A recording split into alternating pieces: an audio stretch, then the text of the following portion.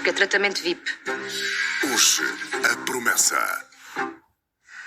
Olá, André. Então conte-me lá, professor deslocado e contente com isso. Sim. Não é? Vive no Porto? Sim. Oficialmente. Exatamente. Neste momento a minha casa é um sítio ambulante que é exatamente onde eu sou colocado. Eu tenho que arranjar uma casa no momento, portanto tenho que mudar a minha vida toda para lá e também a minha gata, a Groot, que ela fica bastante incomodada. Groot? Groot é o nome dela, como nos Guardiões da Galáxia, Sim. portanto.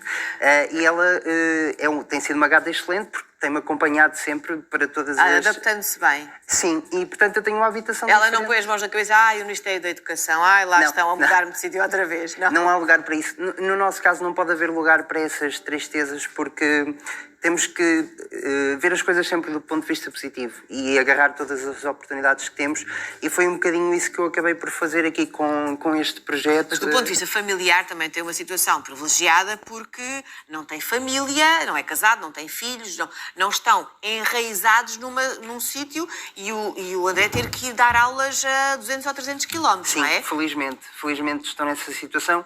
Tenho colegas que são casados, que têm filhos. E percebe o desconforto e o sofrimento às vezes que isso gera, não é? Como é óbvio, Mas aqui tira partido disso, Sim. porque sendo professor de Educação Física, tem aqui um jeito muito especial para as artes plásticas. Muito obrigado. Porquê é que não seguiu esta área? Não segui porque eu sempre percebi desde cedo que a partir do momento em que profissionalizamos uma coisa, acabamos por perder um bocadinho o gosto e de perder o controlo à mão da nossa criatividade. O que é que eu quero dizer com isto? A partir do momento em que nós nos profissionalizamos, começamos a trabalhar para outrem, começamos a fazer dentro do ofício que é, mas não é aquilo que nós Ficar gostávamos de balizados por aquilo que é a exigência dos patrões, não é? Do Exatamente. objetivo laboral. E então quer deixar fluir a criatividade como um hobby. Sim, não é? portanto eu sou um duplo felizardo, porque eu sou muito feliz a dar aulas, não me vejo a Aulas não de ser educação professor. física. De educação física, sim. Sim. Desde o primeiro ciclo até o ensino básico, secundário, portanto tenho dado um bocadinho a todas as idades. E sou um duplo felizardo porquê? Porque eu gosto muito de dar aulas, não me vejo a não dar aulas, e depois, com o meu vencimento de professor, consigo viajar e consigo fazer exatamente aquilo que eu quero, com a minha perfeita curadoria. Portanto, eu não tenho ninguém a dizer-me, olha, desenha mais assim, desenha mais assado. E basicamente o meu projeto é um projeto de viagens, em que eu trago os sítios aos quais visito em cadernos de aguarela, em músicas e em escrita criativa. Portanto, é um projeto pluriartístico, digamos assim. É muito para lá do desenho. Também Sim. faz música Sim. e escreve. Sim, sou guitarrista, eu faço um EP por cada viagem normalmente, com 3, 4 músicas. É um EP instrumental porque eu canto terrivelmente. Então, onde é que está a guitarra e o microfone para cantar aqui? De facto, poderia ter sido. Na pressa acabou por Se é não vontade de se ter. voltar cá. Ficou, acho que sim. Mas sim, e depois a parte da escrita criativa também é uma coisa que eu sempre gostei muito de criança, de escrever, de me exprimir através de palavras. No caso dos desenhos, eu comecei Não é nada comum num professor de Educação Física. Ou então nós temos aqui um estigma, um retrato específico em relação aos professores de ginástica, não é? Talvez. Que não têm tão apurada esta sensibilidade para as artes. E aqui é um bocadinho improvável com o André.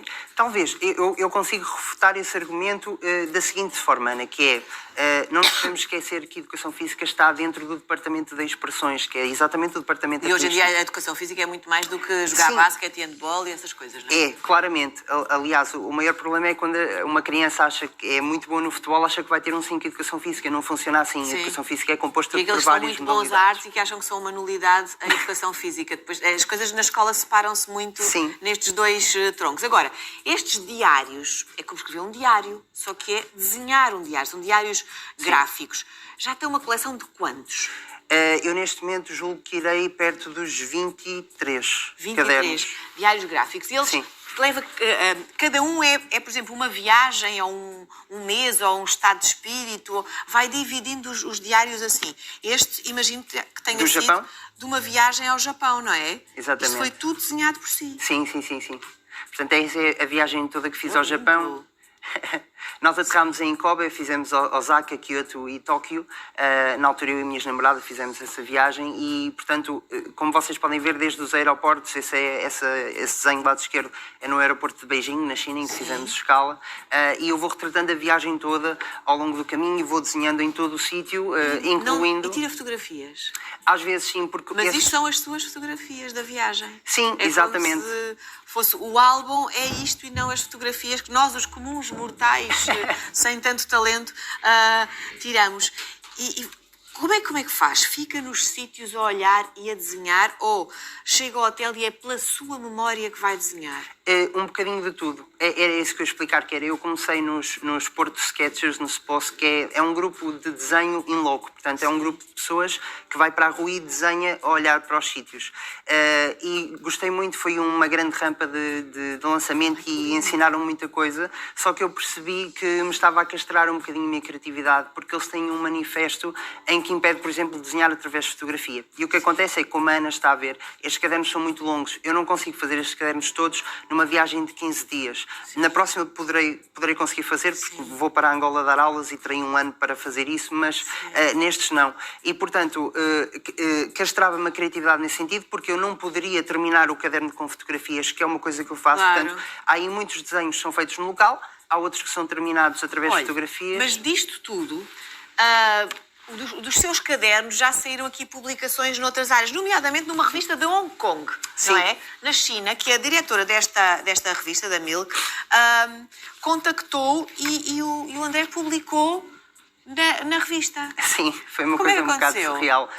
Lá está, eu não sei como é que aconteceu, eu recebi uma mensagem dessa senhora da China e achou que alguém estava a acusar consigo. Eu achei que era spam e bloqueei a mensagem. Sim. E depois pensei, não, vou desbloquear porque pode não ser, e então quando fui ver era mesmo, enviaram-me, fui confirmar que a revista existia de facto e enviei as coisas para lá completamente séptico, a pensar que não iam publicar nada e efetivamente tanto é que publicaram como...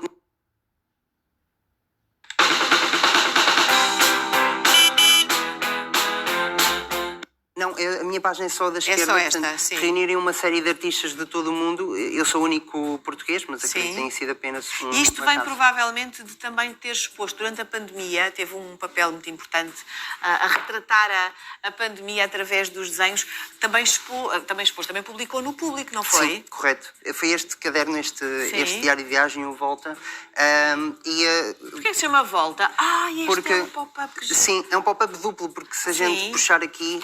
ele sai a duplicar, portanto são duas versões. Isto seria a minha sala de estar na altura durante a pandemia. Sim. E depois aqui ainda sai uma máscarazinha, portanto... Meu Deus! Esse foi o diário que foi publicado. Volta porquê? Volta a vida antiga que nós tínhamos? Exatamente, e também porque na altura eu estava a ouvir uma banda chamada O Terno, que eu gosto muito, que tem uma música precisamente chamada Volta, e essa música significou muito para mim durante a altura da pandemia e foi nomeado por esses dois fatores. Mas foi através deste caderno que depois publicou no Jornal Público. Sim, eu comecei a publicar esse caderno no meu Instagram e, entretanto, recebo uma mensagem da Mariana Durães, a jornalista do Público, a dizer que tinha tropeçado nos meus desenhos, tinha gostado muito, e a perguntar se eu estaria disposto para fazer parte de uma publicação do P3. Já estraguei aqui. Não tem mal, coisa. Que foi atualizada todos os dias, portanto, diariamente eu enviava os desenhos para a jornalista e ela fazia a publicação dela. Olha, perante tanto talento e nesta criatividade, o que é que quer fazer na sua vida? Viajar? Já sei que sim. Sim. Dar aulas? Também. Não larga a escola? Não. E o facto de estar deslocado, estarem sempre... Aquilo que pode ser uma coisa penosa e quase um erro do sistema, que é estar sempre a tirar as pessoas, a deslocalizar as pessoas para zonas tão distantes da sua área de residência, parecia sempre uma oportunidade. Sim, lá está. Como a Ana disse bem anteriormente, devido à minha situação privilegiada, que é exatamente não tenho amarras, não é? Portanto, eu agarro-me a isso para conseguir aproveitar esta coisa de andar a viajar pelo país, e basicamente o que eu faço é, a cada sítio onde eu aterro, tento deixar a minha marca na comunidade. Então, o ano passado fiquei colocado em Arraiolos, este ano em Almodóvar, e em ambos os locais eu consegui fazer um caderno do sítio, exposições, consegui integrar-me na comunidade e fazer uma série de coisas.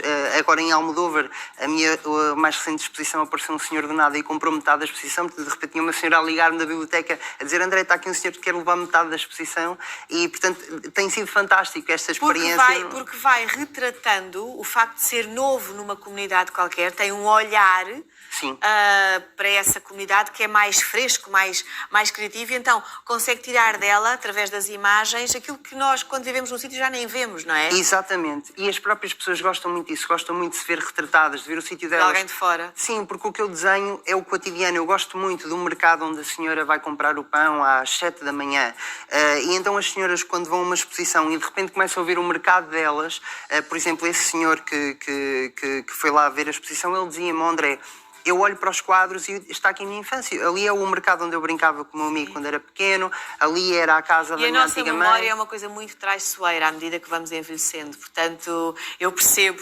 esse deslumbramento desse senhor, de ver a infância nos seus retratos, porque na nossa cabeça vai-se perdendo muita coisa. Olha, só para terminar, temos aqui um livro também do Jorge Serafim, um alentejano de Gema também, muito interessante, uma pessoa muito interessante até pelas histórias que conta, onde o André também colaborou a fazer as ilustrações. Sim. Foi uma associação, na altura em Arraiolos, a Associação Montassé, que estava a fazer um trabalho com idosos. O Jorge Serafim estava a fazer contos de escrita criativa baseados nas memórias das pessoas idosas que estavam em Arraiolos, e eu fui convidado para fazer essas ilustrações. E, por exemplo, essa ilustração anterior que a Ana estava, sim, que agora se calhar encontro, não tem problema se não encontrar, mas, por exemplo, eu tentei fazer porque lá está, este trabalho de ilustração foi uma coisa diferente daquilo que eu costumo fazer, porque eu estou habituado a desenhar aquilo que eu vejo nas comunidades. Exatamente essa. Senhor, não é? E eu desta vez fui desafiado a fazer uma ilustração que é fazer um desenho que tenha significado. Então, muito rapidamente, esse conto é um senhor que gostava muito de fazer poemas e ele tinha tudo em papel, e decidiram passar os poemas todos para o computador, e ele comprou um computador de propósito para o fazer, e infelizmente verteu um copo de água em cima do computador e acabou por perder tudo. E o senhor entrou numa depressão total. Sim. E o que é que acontece? Durante o conto, o Jorge Serafim dá aí uma hora específica em que o copo é vertido, eu já não me lembro qual é, peço imensa desculpa, mas nesse relógio os ponteiros estão 1 minuto exatamente antes desse momento. Que se fala. Portanto, eu não quis desenhar o momento mau, e então alterei o tempo para trás. 1 minuto onde as coisas ainda estavam a correr bem, e ele tinha a esperança de pôr os seus poemas no computador. André, gostei tanto de o conhecer, gostei tanto da sua obra e dessa perspectiva de se trabalhasse nisto, se calhar não expandia a sua arte e a sua criatividade, como fazendo assim com a liberdade de não depender disto. É só o coração que está colocado aqui. André, muito obrigada. Obrigado eu. E olha, esperemos ter notícias suas da música e da escrita também em breve. Muito obrigada. Entretanto, vamos ter com a nossa flor, o nosso pequeno